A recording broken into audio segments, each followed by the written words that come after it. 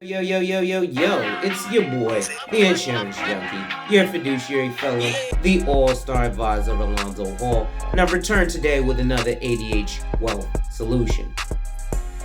Today, we'll begin to discuss fulfilling all of your financial needs. To contribute to channel growth, the links are in the description. To schedule an appointment of your own, or to purchase life insurance directly up to $1 million with no medical exam and an instant decision, my information is in the description. Lastly, make sure you hit that like, drop a comment, subscribe, and hit that notification bell so you're made aware every time I release new content. And as always, share, share, share. And now, here's our next feature. Salute, folks. So this is going to be a new series where I'm going to go over the study materials for licensure in the financial industry. Today, we're going to look at the Series 65. Most importantly, the financial requirements for registration as an investment advisor. This is straight from the license manual by Kaplan Financial Education. All right. So here we go. Under the Investment Advisors Act of 1940, there are no specific financial requirements such as a minimum net worth that are spelled out. However, we will see that there are financial disclosures that must be made to clients under certain conditions. So, under the Uniform Securities Act, the administrator may, by rule or order, establish minimum financial requirements for an investment advisor registered in the state, so liquidity, etc., and a minimum net worth. Those we'll discuss shortly. Substantial prepayment of fees.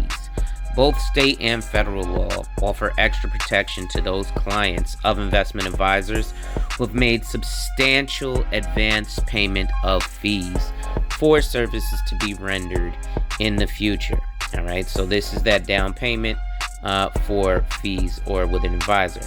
The term used is substantial prepayment of fees.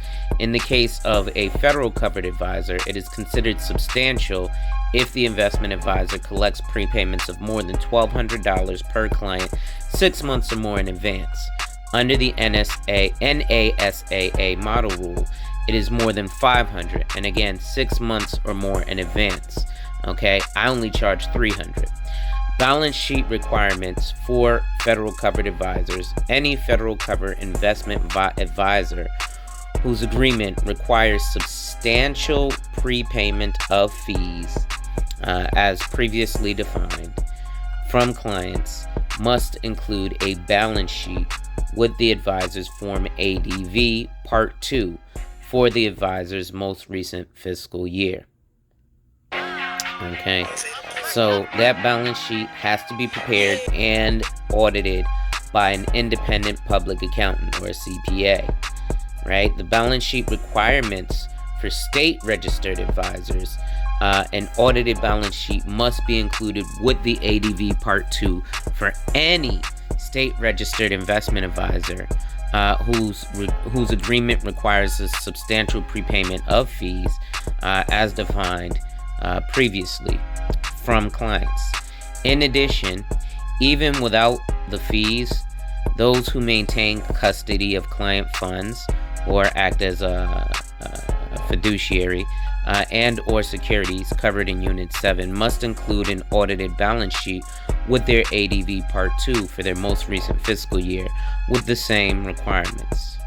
So the audited balance sheet is also required when the custodian is a related or affiliated broker-dealer versus a registered investment advisory firm. Furthermore, registered state advisors who exercise discretionary authority over client accounts but do not maintain custody must file with the administrator within 90 days of the end of the advisor's fiscal year a balance sheet, but this one does not have to be audited. Lucky you. Now there's disclosure of financial impairment, right? So any investment advisor that has discretionary authority or custody of client funds or securities or requires or solicits substantial prepayment of fees, again, $1,200, but most states is $500, must disclose any financial condition that is responsibly likely to impair its ability to meet contractual commitments to its client. As an example, the SEC has indicated that disclosure may be required of any arbitration award sufficiently large that payment of it would create such a financial condition. So here's the way that it's stated in the Form ADV Part 2.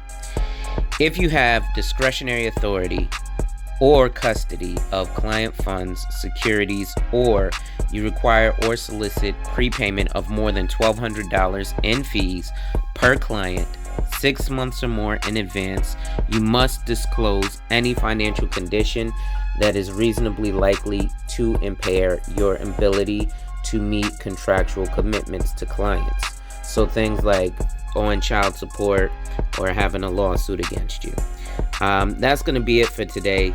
Make sure you hit that like, drop a comment, subscribe, and hit that notification bell so you're made aware every time I release new content.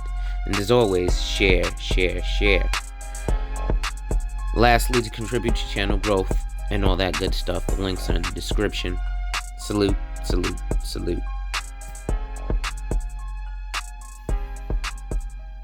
Hey folks, this last video was sponsored by my company, where we help people like you to reach their financial goals. We do this through a simple conversation where we help to identify and then protect your lifestyle, and then we implement a plan. The process starts at about an hour. So, if you want more information or you want to schedule a consult, contact me via the information in the description box, and let's talk and see if we're actually a great fit for each other. And remember, ladies and gentlemen, when people challenge you, they don't challenge you to challenge you, but they challenge you to challenge you. Accept the challenge. Thank you, and enjoy life.